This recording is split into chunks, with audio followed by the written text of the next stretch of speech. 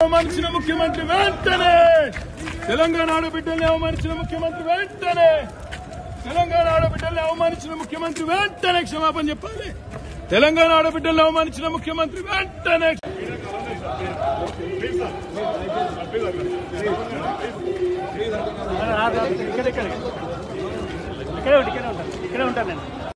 తప్పదు.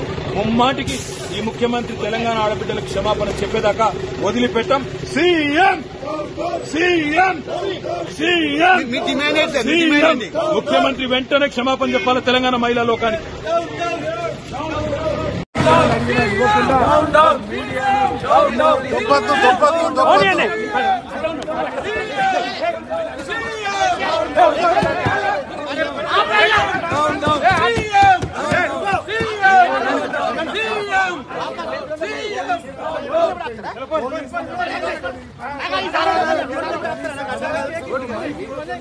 శాసనసభలో గొంతులు పడా ఉన్నారు.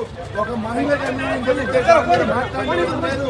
ఎన్నిసార్లు స్పీకర్ గారిని కోరినా మైక్ లేకుండా ఆయన ప్రజాస్వామ్యాన్ని గొంతు వస్తా ఉన్నారు.